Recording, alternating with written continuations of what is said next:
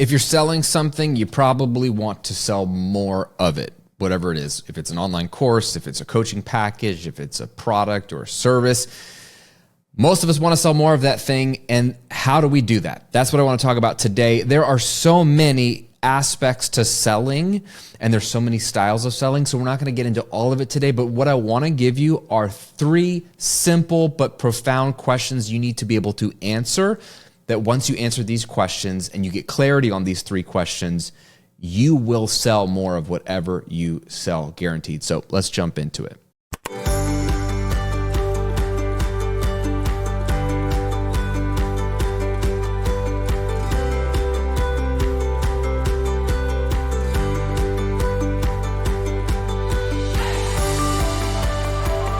Welcome back to the Graham Cochran Show, where each week I'm helping you unpack the mindset, strategies, and habits to build a highly profitable and life-giving business. I'm your host, Graham Cochran. Pumped to hang out with you today. Hope you're doing well. Let's dive into the selling part of things, which, if you're anything like me, you came into business not from a sales position. Now, if you had the privilege of selling out in the real world for somebody else, and then you started your own business, man, you have a leg up on the rest of us because you already have one of the most valuable skills, which is selling. And selling is a form of communicating, and it's probably the most powerful form of communication there is in terms of being able to make money. So lucky you. The rest of us, we had to figure this thing out on our own. And I sucked at selling when I started my first online business, The Recording Revolution. I was trying to write sales copy for my first course.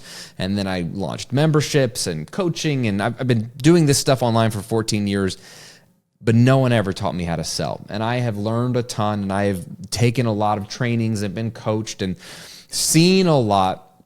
But what I thought I could give you today is, instead of overwhelming you with a strategy or a tactic or even a formula, let's just get to the core of your offer and figure out these 3 questions. If you can get clarity on these 3 questions, you're going to sell more. So please don't be flippant or disregard the questions if they seem simple. Because if you're anything like me or my students, we don't have these questions answered very clearly. We think we do, but we don't. And that's the reason why we're not selling. So we're going to go through all 3 of them. And then at the end, I want you to kind of tell me, if you're watching on YouTube and if you're listening to the podcast version of this, I want you to answer for yourself, which one of those questions do you need to dive in deeper with? Maybe all 3. So probably the most important question when it comes to selling you need to answer is, what problem do you solve for people? What problem do you solve for people? This should be easy, but this is not easy. Do you solve the problem of being unhealthy and overweight? Do you solve the problem of being lonely and not having a significant other or a partner? Do you solve the problem of being broke and not having a lot of money? What's funny about those problems is that most people who say what they do or what they're trying to sell, they're trying to sell the solution. And they haven't gotten clear on the problem. They're like, oh, I help people make more money, or I help people lose weight. Okay. And when people ask, what problem do you solve? That's what they'll say. I was literally just fascinating. I was literally just at a workshop in Miami, and Pat Quinn, a brilliant guy who was teaching how to put together a signature talk, was talking about, for the signature talk, you have to have your problem, clarity on your problem for the talk you're going to give. And he literally real time asked people in the audience, what problem do you solve in your business? And people would get up and say, I help people have more joy in their life. He's like, that's not a problem. Having more joy is a good thing. That's not a problem. Or I help people figure out their purpose. He's like, figuring out your purpose is not a problem. That's a good thing. And he was making fun of them, but what he was doing was showing, look, you're telling me the solution. You're not telling me the problem. What is the opposite of those things? What is the actual problem you solve? So if you help people have more joy, the problem might be, depression or loneliness or despair. If you help people make more money, the problem might be lack or being broke or struggling to pay the bills. That's a problem. I can't pay my bills. That's a problem. So you want to get clear on the problem you solve, which we think would be obvious, but sometimes it's not. 3 things to think about here. One is, and the most important one, is to use their actual words. Use the customer's words, not you, the expert's words, or the service provider's words. And this is really hard because the longer you're in this game, the closer you get to this material, the more you learn about it, your language changes. You start to use language that your customer would never use. For example, people who help you find your purpose or your calling in life, they will use language on their sales copy, like find your destiny, reach your full potential as a person. Like, these are words that normal people don't use. Like, the customer's not sitting around one day and saying, gosh, am I really walking in my destiny? Like, that's so weird. Like, normal people don't say that.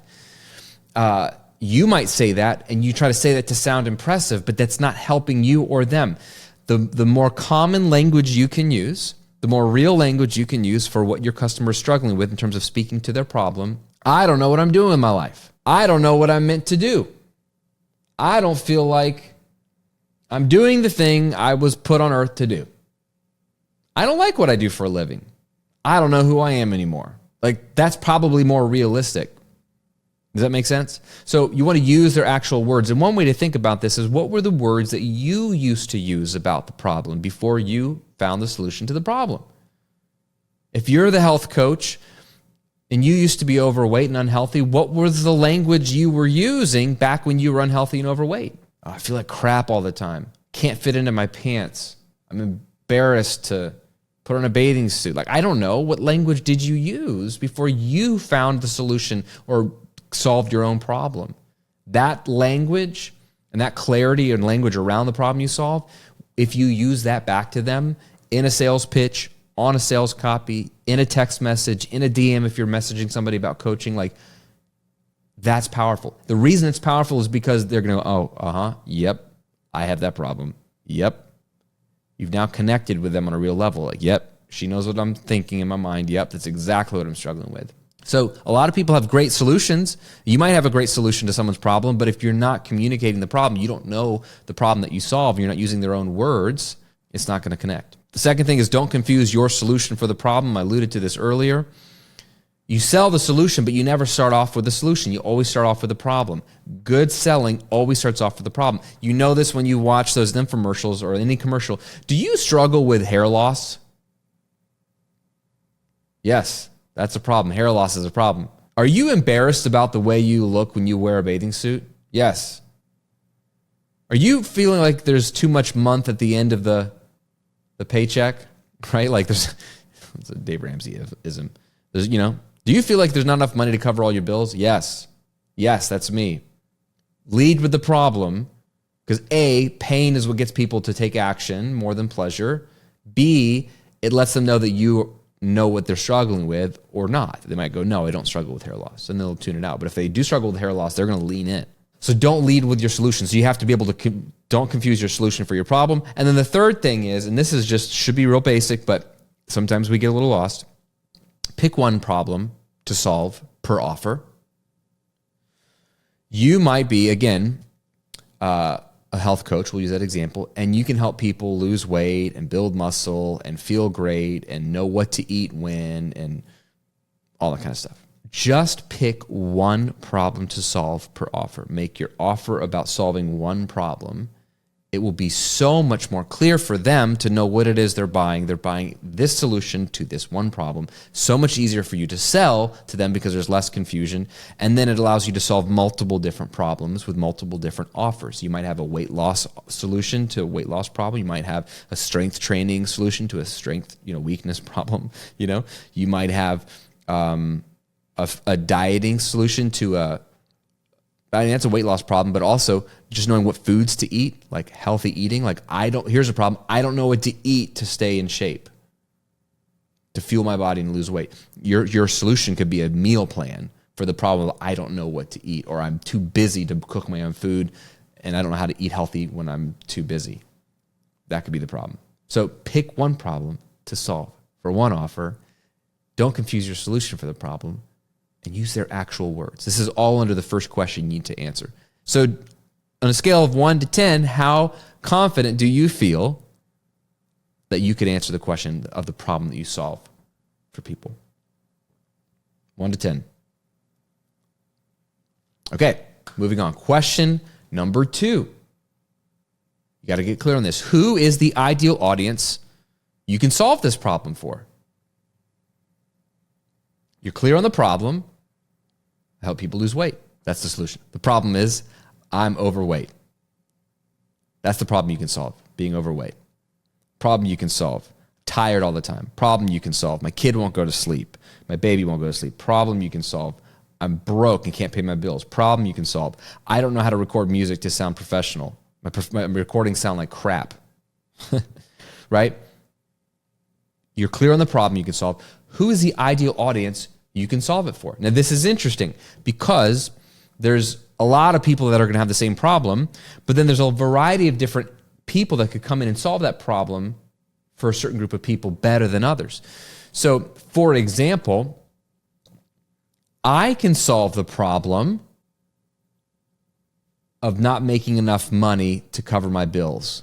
But I can most uniquely and probably most powerfully solve that problem for people who have an online business, who have courses and communities and coaching, podcasters, YouTubers, online creators, social media influencers. I can help those people. I can help all kinds of people make more money, but those people are an ideal audience for me. And that makes sense, right? Because I am from that audience. Usually, the ideal audience for you is the group you have come from. So, going back to the health coach example, just because it's an easy one to understand, if you help people lose weight and you're a 40-year-old dad, you could probably help dads, middle-aged dads. You call me middle-aged, I guess, by definition. You can help dads age 30 to 50, that age where they have young kids and they're busy. You can help busy dads of young kids lose weight. You can help anybody lose weight, but you could really, really speak to busy dads very powerfully in their own words because guess what? You were or still are a busy dad. Does this make sense? So again, this is the question where people get a little stuck because they're like, well, I don't want to exclude a certain audience. You're not excluding somebody. Anyone's welcome to buy, but you must speak to one audience. You'll lose impact if you don't speak to one audience. It'll be in generalities. Speak profoundly to a group of people that you can most powerfully serve, your ideal person. Speak to that person when you talk about solving their problem, and they will buy from you. And other people will want to buy from you probably too. But just choose a group of people to serve them powerfully, and your business will thrive. And it's easier. It's hard for me to sell to everybody. It's a lot easier for me to sell to the people that I can most ideally serve. Does this make sense? That's the second question. Pretty simple, but the more clear you get on this, the more powerful your sales copy will be and the more confident you will be. So on a scale from 1 to 10, how clear are you on the question, who is the ideal audience you can solve this problem for? Hey, we'll get back to the episode in just a moment, but I wanted to give you a gift for hanging out with me in today's episode. I want to give you access to a free on-demand video training to teach you how to build your first $1,000 of passive income in just 30 minutes a day. This workshop is packed with not only the things you need to create passive income, but the order in which you need to create them, how they tie together, templates you can use for swipe copy, scripts you can use, the exact tools that are both free and cheap that you can implement and use today, including how to figure out what your profitable idea is if you haven't launched your business. I cover all of this. I pull back the curtain on my business model that I'm using right now while you're enjoying this episode and how I'm generating $1 million a year plus in 2 businesses. It's all inside of this workshop and it's free. I want you to watch it because it is the business model I believe in. If you like what you'll see in this workshop, then you will know that what I'm teaching you has got substance and it's a good fit for you. So watch it, take notes and apply it, and you can build an online passive income business off of a free video training. Just go to grahamcochrane.com/workshop. That's grahamcochrane.com/workshop. Now back to the episode. Third and final question. This is probably my favorite and one that is often overlooked. What is your method for solving it? What is your method for solving it?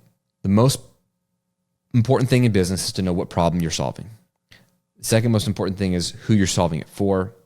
And then not necessary, but like, why not do this? This will help you sell so much more. What is your method?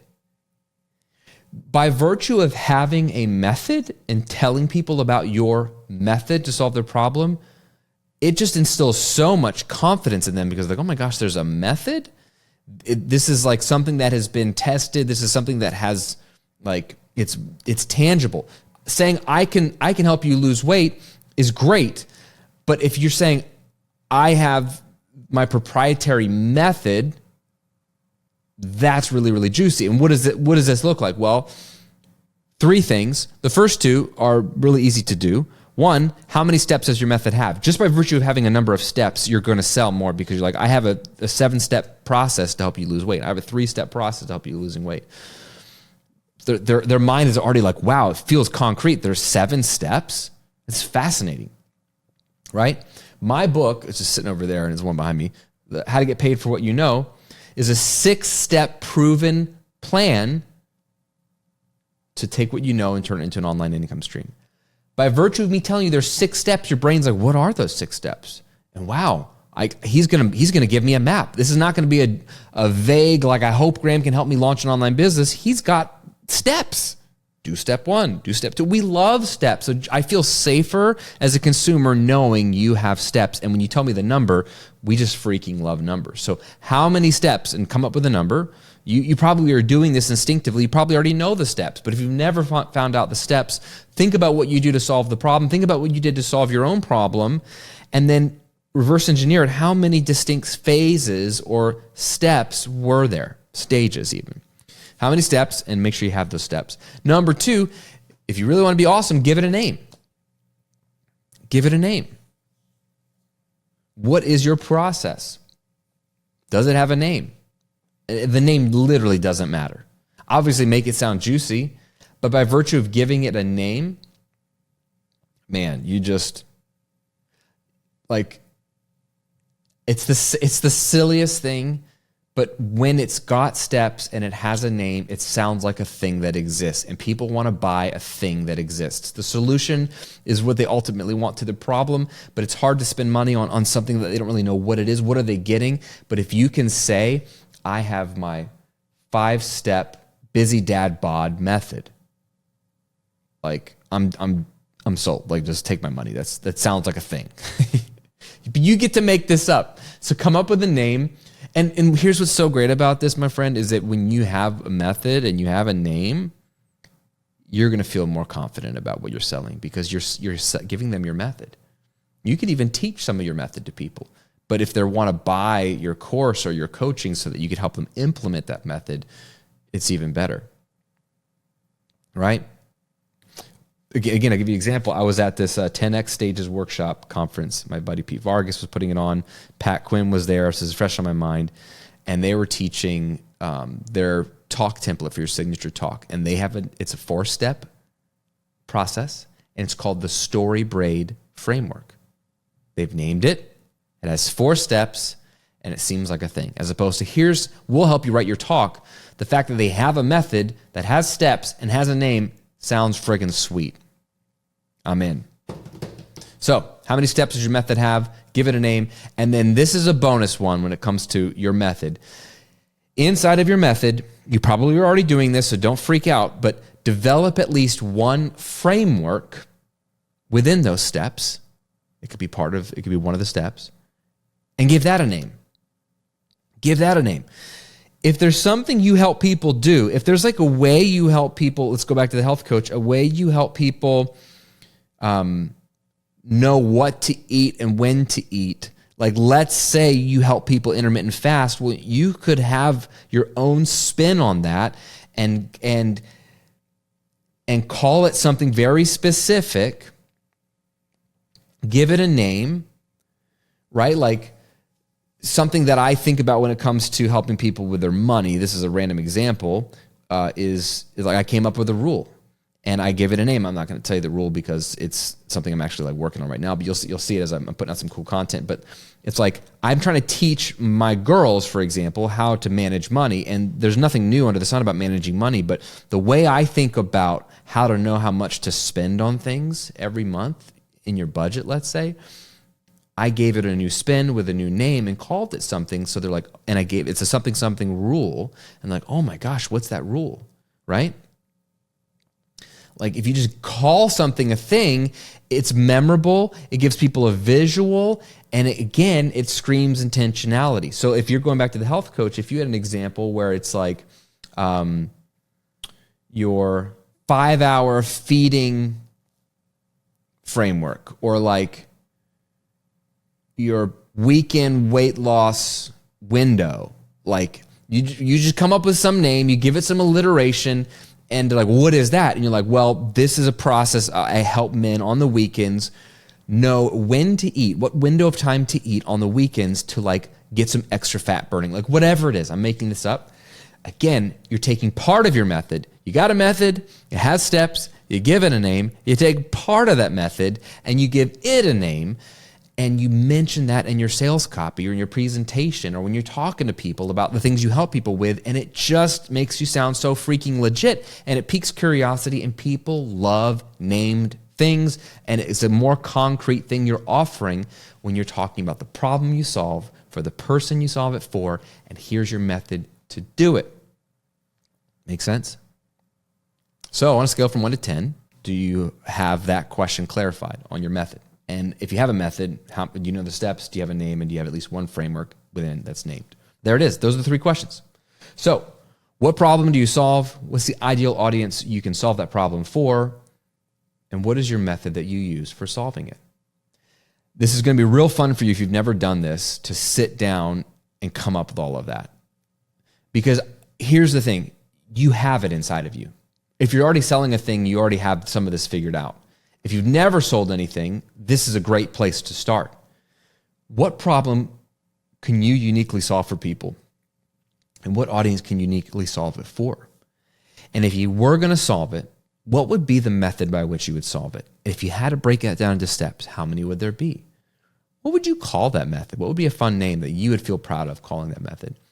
And within that method, is there one step that you could name a certain activity or exercise or strategy or framework within that step? Just by going through that exercise, you will feel so empowered, because now you're not just trying to convince someone to give you money. You're offering them this very concrete, tangible thing that you know will help them solve their problem. It also gives you clarity on what rooms to avoid, what audiences to avoid, because you're like, I'm only going to speak to this type of person because I can solve their problem. You have complete clarity on that. You're not even hoping that you can help them. You know you can help them because this is your ideal audience. You figured that out. And you know that they have this problem because most of them do. And if they don't, and they've already had it solved, then great. They don't need your help. But most of them still have that problem. You can help solve it for them, and you have a concrete method with which to solve it. Make sense? Okay, if you're watching on YouTube, put in a comment below, which one of these questions do you need to get more clarity on? The most important question. Leave a comment below. And if you're just listening to the podcast version of this, you need to answer that for yourself. Which one of those questions do you need to get more clarity on? Problem, audience, method, and then promise me that you'll do it. And then implement it in your next sales pitch, your next webinar, next one-on-one, or update your sales copy to reflect that language. And I bet you're going to get more sales. All right, thanks for hanging out with me today. It was fun.